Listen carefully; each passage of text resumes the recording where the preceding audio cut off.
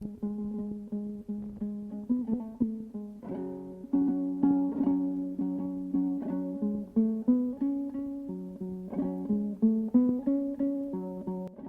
aldınız mı или басқа ма? Осы жерде Аршалы ауданында Аманғазы. Иә. Ол қағаздарды Осы кісіге жібердің бе? маған жіберген жоқсыз ғой. Вот міне қайда. Облыстық, Оңтүстік Қазақстан облыстық өлкетану музейінде бүкіл архивте ол болғанда анау емес, бір 30 шақты газет ешқандай мақалалар, әртүрлі ситуацияда, Москвадағы суреттер, басқа, осы мұндағы, содан кейін ол кісінің личный данныйлары, анау мемлекеттік қызметте болған кезінде, сол бәрін өте тығыз етіп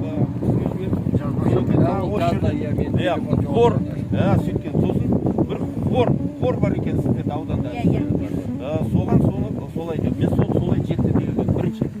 Екінші, мен былтыр осы мына алдында мен мәжіліс депутаттық сауал жасадым. Ол жаңағы үкіметке жіберді. Үкімет министрлік культураға жіберді. Сояқтан сол енді мына жағдайға байланысты ма басқа ма, короче, сылғаттан нелер болды, но тем не менее итоге әйтеуір Қазақстандағы атап өтеміз, облыста, қалаларда осылай деп. Бірақ біздің енді сол менің артыма өскен Аманғазы ағаны білемін қанша жылдан бері, Ерекеңді білемін қанша жылдан бері, 15 жылдан бері, осыны білемін. Өтемеген жаңа болғандар бұл кісі осы жаңағы мәселені айтқан кеше, анау жаңа бізді айтпайға да осы кісі айтып, содан кейін барып енді ол жақты біліп отыр. Просто бізде бір определенный контакт болмай жүрген көп. Аманғазы ағаға айтып жүрген, осы енді барамыз деп, ну ничего бір сәт келді. Сіздің кім екеніңіз? Аудандық білім бөлімінен. Аудандық, да? Жақсы, Нұрлан. Мен аудандық мәдениет, тілдер дамыту, дене шынықтыру және спорт бөлімінің басшысымын. Үшеуін қосып берген демалысында. Иә. Мәдениет. Бүгін Бенат Айханбарұлы келем Аршалды көрем дегеннен кейін бұл кісіні қарсы алып жатырмыз. Қазір Белгтастың басына барамыз. Содан кейін мектепке барамыз. Мектепте Ташкент кабинеті бар, соны көрсетем. Біз 25 сәуірде республикалық форум өткізейін деп жатырмыз. Конференция өткізейін деп жатырмыз. Соның бағдарламасының ішінде енді шақыру қонақтардың ішінде өздеріңіздер де барсыздар. Ал енді бүгінгі жай мектепті көрсеттік жаңағы. Белгтасты көрсеттік. Мектепке салынған мұралымызды көрсеттік. Соны таныстырайық деп. Енді онымен бірге аудан бөлімінде арнайы іс-шаралар өткізбек. Ас беріп, ақындар айтып ұйымдастыру комиссиясының соның басшысы. Енді осылай жұмыстарын бастап жатырмыз. Жақында ғана осы Ташкенттің туған күнінде ауызашар беріп, аудан әкімі сонда ауданның bütün кәсіпкерлерін бәрін шақырдық. Қорымыз бар, соған ашып, ақша қаражаттар жинақтап жатырмыз. Енді мынау мәжілісте қазір аймақтық комитет төрағасы, біздің комитетте 17 депутат бар. Ол жаңағы мәдени даму комитеті, әлеуметтік мәдени даму комитеті біздің 6 министерствомен жұмыс істейміз. Оның ішінде жаңағы медицина, спорт, туризм, жаңағыдай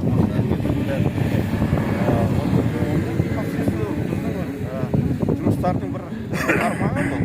Сондықтан біз тығыз байланыста жұмыс жасайық. Мен өзім ол міндетті түрде емес, мынау өзімнің ниет білдіріп, өзімнің инициативамен мәселеге қатысып. Жақсы. Ол енді кейде бәрінің қолдай бермейді ғой. Қазір онда басына барайық та, қайтып мектепке барайық. Сол жерде әңгіме құрайық. Өздеріңіздің көзқараған бойынша сол жүре берейік.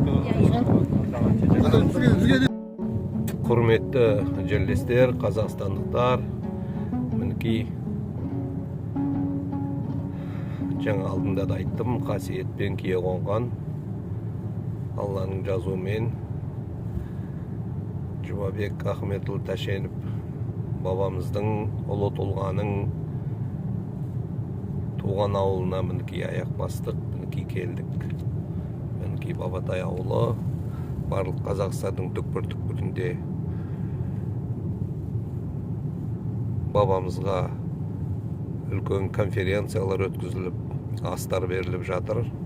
Сондай ас, үлкен конференция, ғылыми танымдық конференция Жомбек Тәшенов әкеміздің ұлы 80-ден асқан Алматтан Саян деген әкеміз де келіп, ағамыз да келіп, Қарағандыдағы үлкен конференцияға қатысқан болатын.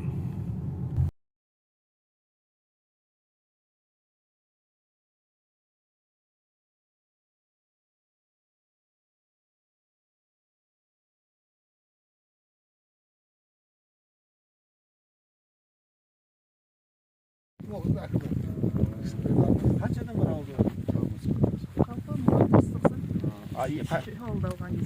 Қанша елді мекен? 3 елді мекен. Қой келді 42-ші разъезд, сосын мен 79-ші ауыл. Жақсы, біраз болып өтесіңіз? Жыл 20 күн. Бұлар барлық басында болды. Ауыл ақсақалдары, ауылдың орталықтары.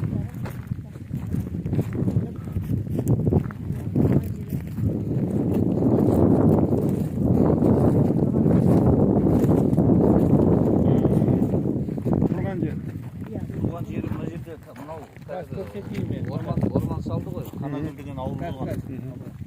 Мына Қойгелді ауыл бар ғой. Қойгелден примерно 3 километрде осы сол жаққа орман салынды. Бұрын қыстау болды ғой. Сол қыстауда. Жоқ, Танакөлдің ар жағында. Ол кезде Қойгелді не болған жоқ. Бұл Танакөл сельсовет бар. Сол үшін құжатта осылай жазу осылай берді. Біріншіден осыны жазуға кімдермен ақылдастық. Балалармен, немен үш вариант жібердік. Вообще несі болған жоқ Танакөл дейтін. Сосын олар мынау вариантын етіп, сосын мынау жазын бердік. Осы төбені Жұмабек төбе деп атадық. Жұмабек төбе болсын деп. Халық ары бері өтетін жолдың бойы ыңғайлы, тағзым етсе де. Мына жақтан бәріне көрінеді, міне Астана, Қойгелді, ар жағы Танакөл, Береке, Елтоқ, бұрынғы Волгодон. Мынау осылай қарасаңыз, Мартыновка дейді, қазір Жалтыркөл аты. Сонда әке-шешесі жатыр. Алла қаласа осы күн жүрсе, осы абаттан бір бастаймыз. Нан егіп, солай ойларымыз бар еді. Осы асты осы маңайда отырсек деген ойымыз бар. Негізі ат жабыс, бәйге, бәрі. Мына жаққа қарай тігеді ғой. Сәуір айда ғой. Жоқ, оны күзге ғана қайда бар. Әлі жол біткен жоқ әлі. Мына жерге стоянка жасаймыз деген машина қоятын төменгі. Соңғы мен жерге жол соламыз. Қарағайлар екенбіз. Біріміз әлі тоқыл деген солай келіскен. Жанышты Құлдақбайұлы біледі, жақсы қашан біледі, қашан Осы жердің ауылдық округтың, Елтоқ ауылдық округының әкімі Құлдақбай қыз. Енді аудан көмектесіп отыр ма аудан?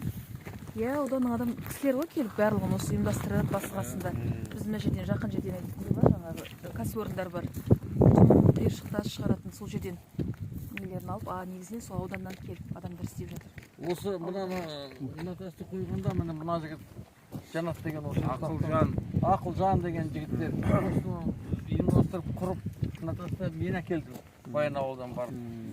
Салмағы 2 тонна. Алла жарылқасын. Мұнда 9 тонна кеттік цемент. 2 миксер кетті.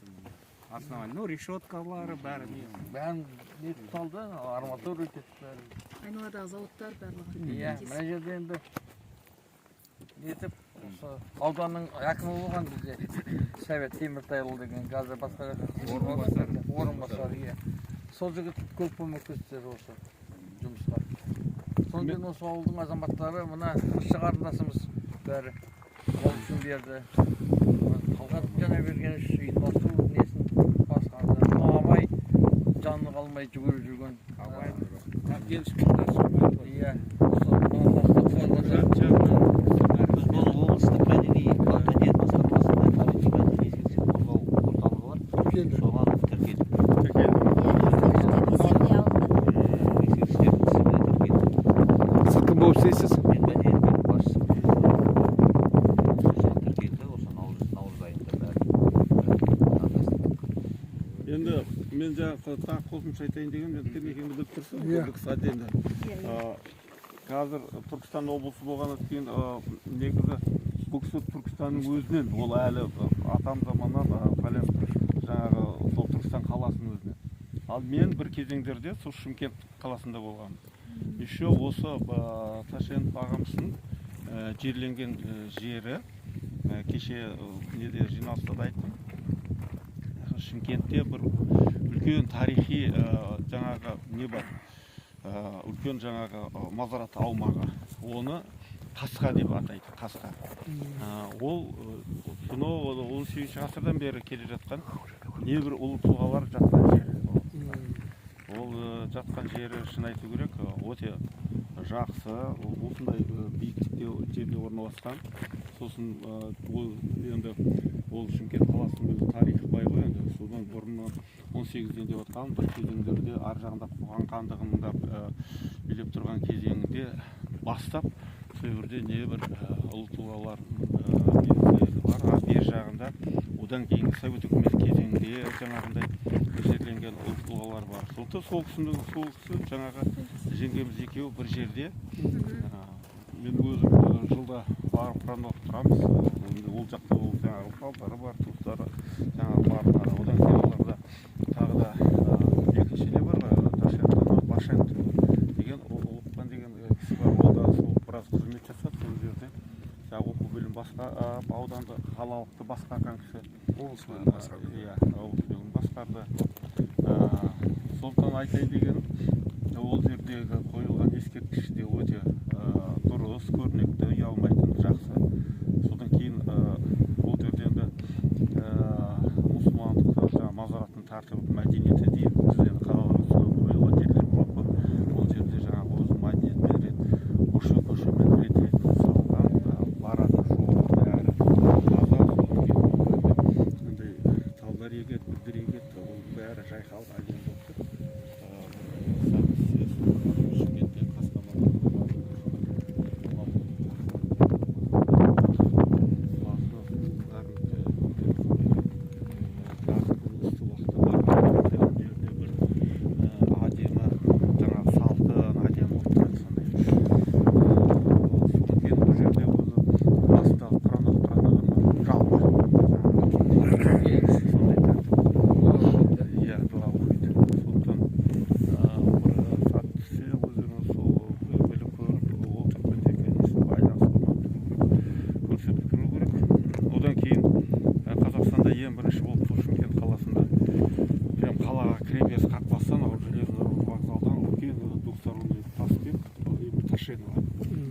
Ташенов көшенің ана басына үлкен бір ол кісінің ескерткіші орнатылған.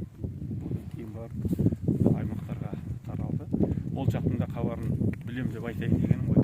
Содан кейін сол жақта мен негізі өзім тарихи отанымыз осы, мен Қарағанды жігітімін, нарығын Қаракешек мен сол жаңағы мәселені білеміз, мына мәселелердің бәрін насихаттап айтып жүреміз. Енді мұнда келгенмен, астына келгенмен де 20 жылдайдан асты. Мәжілістеміз, кеше жаңағы айтқан бойынша ұсыныстар жасап жатырмыз, әрекеттер. Просто бізді байланысымыз Аманғазы аға маған жиі келіп тұрады, хабарласып, сосын мен соған кеткен екен, жаңағы мәселелерді айтып жатқан шығар деп ойлағам. Кей мәселе жетпей нетіп жатыр екен, оны реттеп аламыз. Енді кеше мен мына Қарағандыда 110 жылдыққа байланысты шақырды, оны айтпай деген, деген жігіт ұйымдастырған. Ол да енді өз бетінше, одан кейін ол кітап шығарған. Негізі менен байланыстыру керек еді. Үлкен материалдар бар, мен оны берем. Жаңа неде оған байланысты атап өту керек. Сол Оңтүстік Қазақстан облысы өлкетану музейінің басшысы, жаңа музейдің оған нетіп, ол әшейін емес, кәдімгі зерттеп, оны егжей-тегжейлі көп материалдар ол кісі дайындады. Ол кісі де осы активно қатысып жүрген біраз азаматтар бар ол жақта да. Осындай белсенділер, сондықтан біраз әлі материалдар, өте қызықты материалдар бар. Москвадағы суреттерінен бастап толып жатқан, содан кейін басқа қарапайым кезеңдегі, басқа жай бағыста осындай ситуациялар әртүрлі неде түскен суреттер бәрі бар. реально енді анау адам өзі былайша айтқанда живой. Архивный документтер ғой. Иә, бәрі сондай бар. Соларды да жаңағы кешегі кітапты көрдім мен. Сондайларға толықтыруға болады. Сонан енді уақиға напрашивается, енді жаңағылардың бәрін обобщать етіп, тағы бір не кітап шығарса, ешқандай оның артында болмайды. Сәл кезеңде болады. Енді мына бұрынғы Кеңес одағының территориясында қазір жыл сайын әр жерде жаңа ыстық нүктелер пайда болады ғой, жер таласына. Иә. Соған қарап отырып халық та бақылайды ғой. Ташкенттің арқасында осы жер аман қалды ғой. Әйтпесе бұл жерде сондай талас жер болар еді ғой. Сондықтан осы қоғамдық пікір соған келе жатыр уже. Осы ауданның атын, Ташкенттің атын білу керек деген әңгіме қайта қозғалып келеді. Қоғамдық пікір. Енді сіздер де көтерсеңіздер деп ойлаймын. Парламент несінде, мінбесінде ме, одан әрі ме, солай деп ойлаймыз енді. Кеше конференцияларда естіп отырмыз, айтып жатыр, ұсыныс беріп жатыр. Шымкентте өткен конференцияда ұсыныс беріп жатыр. Ташкент Аршалы ауданы, Ташкент ауданы қылып қалу керек деп. Осы негізі соған келу керек қой бізге. Бұл үлкен бір ұрпаққа бір пайдасы бар нәрсе ғой, үлкен патриотизм бар. Ол дұрыс, мысалға сіздер айтып отқан осы ауданды деген ол өте дұрыс.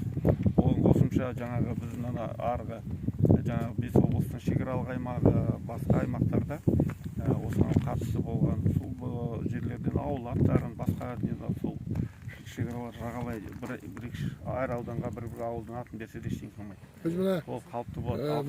жолдағы Жібек жолы ауылы бар ғой. Ол Александровка ауылы болды. Сол кезде мен әкім орынбасары болдым. Сол жылдары. Соның атын Ташкент ауданы ауылы қылып өзгертетін қылып, бәрін халықтың келісімін алып, барлығын өткізгенде президент администрация өткізілмеді.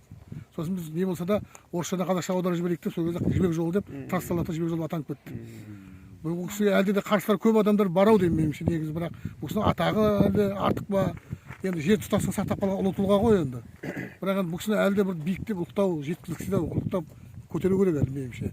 Сіздердің бүгін келген қадамдарыңыз гүл бітсін, осындай тамаша бір әсер алып тұрмын өзімше. Енді оны былай енді маған егер жаңа қазіргі жағдайға байланысты мен айтар едім, оны енді как-то мәдениетте жеткізсем, әрине мына геосаяси жағдайға байланысты, басқа да жағдайларға байланысты оны өте белсенді айтылып жатқан жағдай деп ойлаймын. Бірақ енді оны мен айтуға міндетті емеспін, бірақ ол әрине уақытша нәрсе деп ойлаймын. Өйткені біз бұны заман өзгеріп тұрады ғой, біз тоқтатпауымыз керек. Бұл анау-мынау емес, былайша айтқанда бұндай жаңағы біз Қазақстан 5 Францияны жер десек, бірнеше Европа мемлекеттері сиятын территория. Соны сақтап қалу ол үлкен шайқаспен бар нәрсе. Қазір біз осындай кезеңнің өзінде мен жаңа депутат сауал жасағанда бірнеше мектептердің есіктерін қағып кіргенде осындай тәуелсіз мемлекетте отырып аузын ашамаған адамдар көрдім. Сондықтан ол жаңағы сіз айтқаны дұрыс. Қарсы болмаса да қорқақтар бар. Қарсы болмаса да мүмкін қазір енді мен енді болатын енді айтуым керек, кейбір айтылмайтын әңгімелер бар шығар қазірше. Потому что жаңағындай ушықтырмау үшін. Көршілердің кейбіреуі бұрынғы одақты құрғысы келіп, әркіммен шайқасып отыр ғой.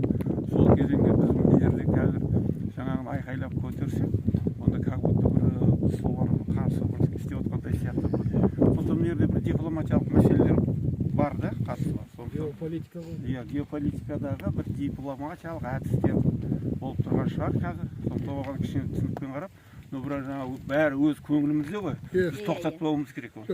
Қоғамдық пікір өсіп келеді, жақсы. Бұл кісінің бәрі мен өзім ойлаймын, Нұрлан. Ташкент ұлықтап жіберсек, кейбір адамдар осы Қазақстанда қызметші жүрген қазіргі. Ол Ташкенттің көлеңкесінде қалып қойды ғой. Сондықтан қарсы шығады. Бидан деген тұрмысқа шығып, осы Рахымжан деген үлкен ақсақал болған.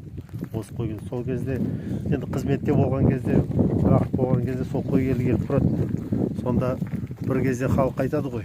Енді өмірге келгенде не тас болмаса, не сол кететін кезде сосын қандай елдер бар. Бір кезде тұрғындар айтады. Елшілер бізде бүкіл жақта радио бар, бізде радио жоқ, телефон жоқ деп. Ол кезде елшілер ғой соғыстан кейін. Сол кезде Ташкент қолма-қол тапсырма беріп, мына жол бойында келе жатса, әлде анау столбтар қалды. Сол кезде бір жұма бір айдың ішінде ме сол столбар орнатып радио жасалған. Сосын бір кезде енді тұрмыстары кішкене қиындау болған ғой.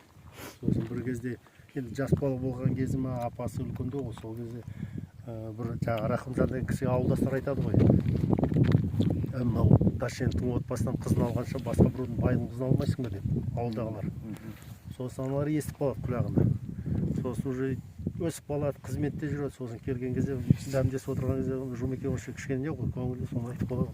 Әй жезде әлде өкінбейсің ба біздің апамыз алған. Сонда Рахымжан деген ата жоқ қой, қайғыр бала кезде қайтып айтып қалады. Сонда ылғи айтып қалады. Сондай кісі болған еді. Сол мына біздің ауылда Ташкенттің апайы тұрмысқа Сіз кім боласыз? Айтып жөніңізді. Ерекболат қабылда, негізі менің өткенде бір шымкенттікті сұраған, сол неде ескерткіш ойында сонда айтқан, атам бір құдықтан су ішкен деп, сол Танакөлде өзі де бір жағынан Алтайын ағашы рулас болып сондай. Сосын анау Дәмет Жұмабектің жеңгесі болды өткенде айтқан, сонда көбісі айтады қай жерде не болған, сонда айтамын, сұрақ болған ол кісіден. Осы Жұмабек Ташкенов Ақмолаға келгенде қай жерге барушы еді деп. Жаңағы Жалтыркөл ма, Александровка ма, Аршалы ма, Михайловка, соны жоқ келген кезде бір-екі сағат болады, буровой демалса, сонда міндетті түрде Танакөл келіп кетеді.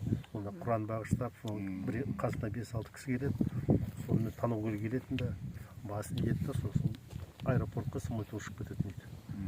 Мына Ташкенттің туған апайы біздің ауылда тұрыпты, ауылдың кісілері бар, көзін көрген сол. Қазір енді мынау Танакөлдің ауылдың енді ол саясиға байланысты ғой. Тың өлкесі болған кезде қазақ ауылдары Танакөл, Қалаукөл бұл жерде Береке деген соларды тұншықтырып, қасына жаңа ауылдар қоса берген. Сол кезде Танакөл деген бір ғасыр бұрын тарихта болған. Шербин айналып жүрді ғой, сол кезде мынау Қойгелді, Береке, Елтоқ деген ауылдарға есім жоқ, Танакөл деп жазған. 300 адам тұрады, отбасы түтін бар, осындай құдықтар бар деп сондай белгілеп кеткен. Сол тарихы міне осындай. Танакөл ауылы қай жерде қазір? Осы мынау жаңа айтқан 10 шақырымдай болады. Қазір тек қана үлкен зират қалды. Қойгелді рудың аты. Мынау тұрған Қойгелді ма алдымыздағы? Соның ар жағында Танакөл. Жаңа өткен жердің аты? Елтоқ ауылы. А Бабатай? Бабатай сіз өттіңіз анау. Темір жолдың несінде период. Шымырдың несі сонда боран болып кеткен. Соны оларда келіп қарым-қатынас Сол кісінің атынан деп тұрсың ба жаңағы? Енді әр пікірлер бар. Соның негізі соны деп. негізі мына кешегі жоңғалдармен шайқас, аржа шайқастарда бұл жерде көп қырғындар болған. Өйткені бұл жерде Сараба деген ауыл бар, бекіреміз. Сары оба дейді. Оба деп үлкен жаңағы бауырастар зираты сияқты сондай қарған қалған ба, басқаша болған ба, індет болған білмейміз, бірақ Сараба деген ат қалып отыр. Осы жерде бәрі связаны, осы жердің барлығы бір-бірімен. Бабатайдың есімі де сондай. Ар жағында Байдалы деген ана, ар жағында бір соттанда Байдалы деген жерлер бар. Мына жағында баяғы Константин берейік, Аюлы, баяғы кімдердің жүрген жерлері мына. Байдалы. Иманшты Құтпанұлының. Пернеке сіздің ауылыңыз Байдалы. Бұл кісінің туған ауылы. Ата бабасының. Біздің тағы мынау Жұмабек Ташкеновтың алдында мынау 30 жылдары Сағалбай Жанбаев деген естуіңіз болса, осы 30 жылы 90 жылда Қостанай облысының басшы болған жалғыз қазақ сол 6 жыл болды сол Жанбаев. Сталин кезінен Хрущев кезіне дейін болған. Сол негізі мында Михайловка МТС деген болған. Сонда осы аралап, осы ол кезде 5-6 жылдан кейін Ақмола облысына әкім болып кетті. Ол кезде перішіліктер сондай тарихты жер.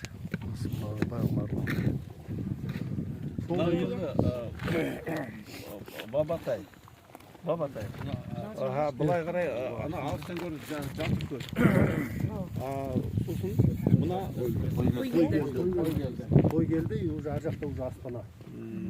Астана, Танакөл мен Көгенжар екі орталар 20 шақырым сонда. Ода Құран бақштайға.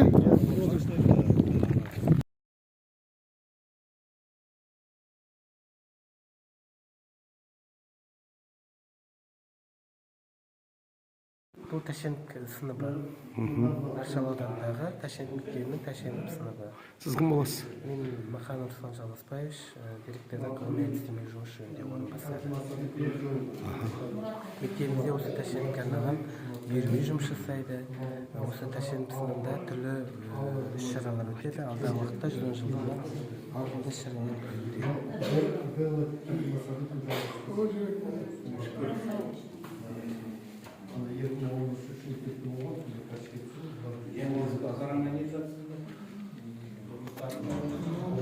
Тағы да қандай шаралар өткізіліп жатыр? бізде алдағы уақытта сәуірде ғылыми практикалық конференция болады. Оған дейін ата-аналар арасында, оқушылар арасында, волейбол жарыстары өтті. Серіктес мектептер арасында іс-шараларға қатынасып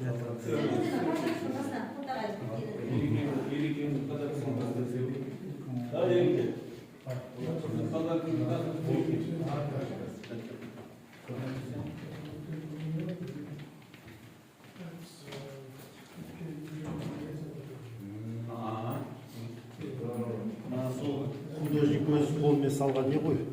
Өте жақсы сапалы өз несімен сол бейнемен. Ну, что-то келмейді. Фотоаппаратпен түсірген все равно басқаша. Несін уже не балдарға несін берген, біз камера, а мынау біз оригиналымыз.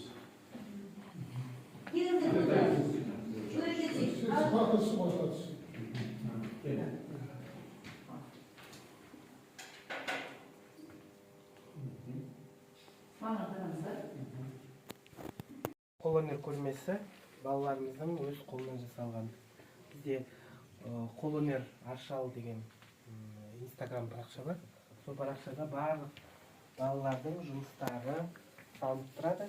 Және бізде онлайн шоп үйірмесі жұмыс жасайды. Және балалар өзінің жасаған бұйымдарын және бизнес яғни сатады. Өзінің бұйымдарын. Өздері сата ма? Да, өздері жаса, өздері сатады. Бір жағынан біз мамандыққа, кәсіпкерлікке бейімдейміз. Балалардың жасалған шеберханада ұлдар жасаған бұйымдар, ададоктар жасап жатқан қазақ темірқыштар тоже. Барлығы балалардың қолынан шығарған бұйымдар. Бізде жалпы мектебімізде 38 үйірме тегін жұмыс жасайды. Қанша оқушы бар бұл жерде? Бұл мектепте? 405 оқушы бар. Шағын орталықты қосқанда, даярлық тобын қосқанда барлығы 405 оқушы. Жалпы осы Аршалы кентінде қанша халық тұрады? Енді Аршалы кентінде где-то 7-8 мың. Иә, 7-8 мың. Қанша қазақ мектебі бар? Ауданда тек қана бір ғана қазақ мектебі. Жалпы қазақ тілде білім беретін мектептер 5-еу. Осы жалпы аудан бойынша. Жоқ, осы Аршалы кентінде. Аршалы кентінде тек қана бір ғана қазақ мектебі. Ауылдық жерлерді бәрі қосқанда жалпы 5 мектеп. Оның ішінде аралас мектеп бар және орыс тілді мектептер. Жалпы қосқанда 29 мектеп. Тәшенов атындағы Тәшеновтың аты қашан берілді Жұмабек әкеміздің? Бізге Тәшенов мектебі 2018 жылы берілді. Осы есімі. Оған дейін нөмірі 3-ші Аршалы орта мектебі болатын. Кейін міне аномастиканың шешімімен осы Тәшенов тұлғамыздың есімі берілді.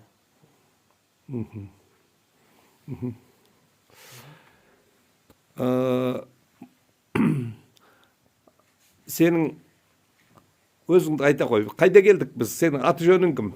Максия Булатұлы. Біз қайда келдік осында? Аршалы ауданына. Ақмола облысының Аршалы ауданына. Қандай ауылға бардық? Бабат. Жоқ, Бабатай ауылына. Бабатай ауылына бардық. Ал, ондағы мақсат не? Өйткені сол жерде Жұмабек Тәшенов бар. Жұмабек Тәшеновтың туған жері. Жұмабек Тәшенов деген әкеміз кім? Ол кісі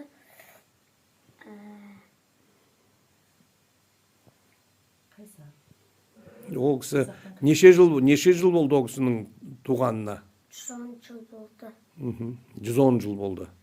Осы Аршалы ауданы, Ақмола облысының Аршалы ауданы, Бабатай ауылы сол кісінің туған жері ме? Ол кісінің осы қазақ еліне қандай сіңірген еңбегі бар?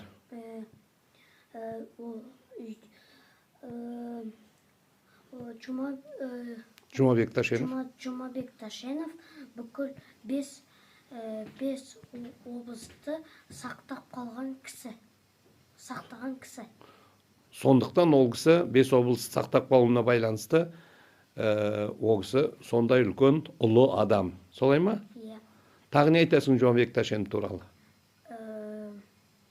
Жұмабек Тәшенов туралы ол кісі 1915 жылы өмірге келіп, Қазір 1983 жылы өмірден қайтқан. Ол кісіге биыл неше жыл толып жатыр? 110 жыл. 110 жыл толып жатыр. 110 жыл. Сол 110 жыл толуына байланысты, мерейтойына байланысты біз қайда келдік? Аршалы ауданына келдік. Аршалы ауданына. Қандай ауылға бардық жаңа? Бабатай ауылына бардық. Өйткені ол Бабатай ауылы, Танакөл ауылы, ол кісінің туған жері. Дұрыс, рахмет саған. Осы үлкен бабаларымыз туралы осы қасиетті үлкен киелі жерге келдік. Мінекей үлкен депутаттар мен үлкен ағаларыңмен бірге жаңа суретке түсіп жатырсың, айта ғой. Қазір адамдар Жұмабек Тәшеновтың 110 жылын құттықтап жатыр. Бүкіл Қазақстан бойынша? Бүкіл Қазақстан бойынша Жұмабек Тәшеновтың 110 жылын бүкіл халық құттықтап жатыр. Құрметтеп жатыр. Менің мақсатым келген өйткені мен өз әкем Мағзи Жұмағали Дияр ұлымнан ұлыды сұрап, мен де барайыншы деп, осы киелі қасиетті жерге келдім. Рахмет саған, рахмет. Ассалаумағалейкум. Ерік Болат Амангелдіұлы. Уағалейкум ассалам. Бүгін біз мынау Алланың бұйыртуыменен осы Ақмола облысы Аршалы жеріне келіп қалдық. Қош келдіңіздер. Иә, жаңа өзіңіз бірге болдыңыз. Осы ауданның ақсақалдары, басшы азаматтар, зерттеуші азаматтар, мектептің директорлары, барлығымыз сонау Бабатай ауылына бардық. Әрі қарай Елтоқ ауылдық округына бардық. Қойгелді ауылдық округына бардық. Сол жерде тамаша ескерткіш орнатқан екенсіздер. Белгі тас. Иә, белгі тас орнатқан екенсіздер. Бабамызға құтты болсын. Бүкіл Қазақстанның түкпір-түкпірінде 300-дің баласы Жұмабек Ахметұлы Тәшенов әкемізді тура өзінің бабаларындай, бірге туғандай құрметтеп жатыр. Өйткені бұл кісі құрметке лайық тұлға, әрі тұлға, заңғар тұлға. Енді мінекей бүгін үлкен азаматтарменен мәжілістің депутаты Нұрлан Сатыбалдыұлы Әуесбаев мырза болды жаңа бізбен бірге. Одан кейін Түркістан облысынан Түркістан облыстық Қазыбек би қорының төрағасы Пернетай Қамбарұлы болды. Біраз мәселенің бетін қайырған сияқтымыз. Одан кейін мінекей ауданның басына келдік. Ал енді осы Жұмабек Тәшенов ағам әкеміз бабамыз жөнінде сіздің еңбегіңіз ерекше. Жаңа азаматтардың барлығы айтып отыр. Бабамыздың рухы қолдасын, әруағы қолдасын. 25 жыл бойы сіз осындай еңбектенген екенсіз. Зерттеу жұмыстармен шұғылданғансыз. Енді әрине аттың үстінде жүріп жөн жоба білетін азаматтар бұндай артынан ірі істер қалдырады. Сондықтан осы бабамыздың қалай осы еңбекті бастадыңыз, қалай болды, осы басынан бастап айтып көрсеңіз. Енді осындай біздің еліміз мақтанышы тұлға, мемлекеттік қоғамдық қызметте жоғарғы лауазымда болған Жұмабек Тәшенов негізі осы біздің Ақмола облысы Аршалы ауданы Танакөл деген ауыл дүниеге келген. Өзі ата бабалары біздің Арғын Алтай руынан, оның ішінде Ақбура деген тарау ата бабалары. Алтай Қареке Ақбура ма? Иә. Енді осы негізі Жақсыбаев Ташен деген әкесі болған. Енді осындай тұлғамыз болғанда әйтеуір тәуба, осы үлкендердің айтуы бойынша, өзімен тікілей көрмесем де солардың айтуы бойынша, естіліктердің бойынша сондай мәліметтер жинап, аудандық орталығындағы номер 3-ші Жұмабек Ташенов атындағы мектептің кіреберіс айналасында тұрмыз. Мына суреті де ғаламат салынған екен. Ғаламат осындай ерекше бейнесі белгіленген.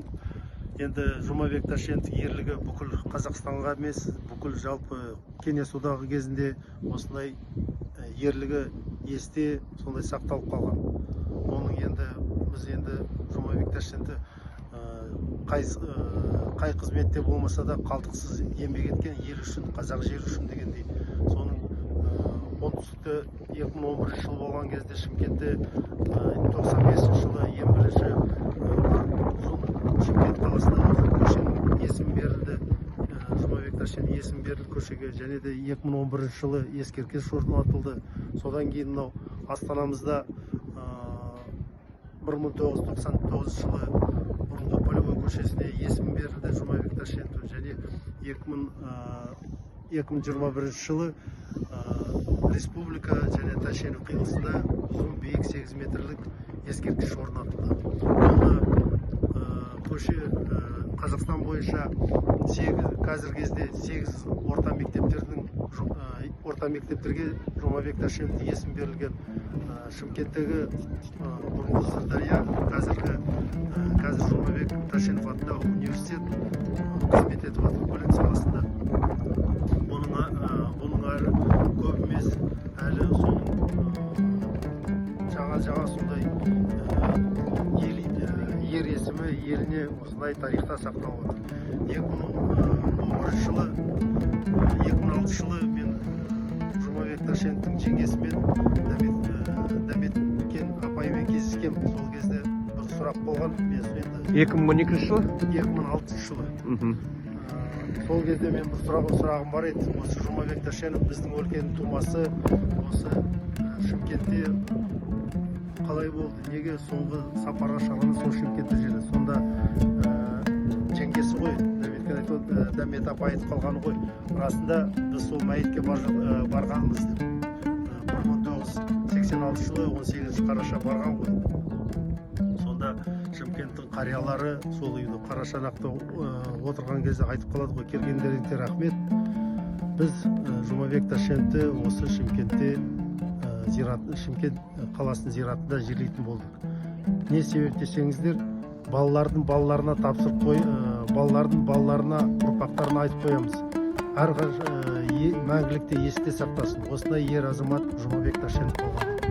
Соны естігеннен кейін осы біздің бүкіл Қазақстанға сондай мақтаныш болған тұлғаның ер есімі сақталып, сондай бізге де мақтаныш. Енді мынандай сұрақтар бар. Негізі Жұмабек Ташенов бабамыздың іздеушілері, сонда сіздер сол жаққа барған екенсіздер ғой да? Қайтадан осы жаққа қарай қойсақ деген дейді. Солай ғой? Соның жеңгесі айту бойынша сонда бір топ делегация барған ғой. Енді бұл кісі исі қазаққа ортақ қой қай жерде жатса да. Және Шымкенттің жөні білім.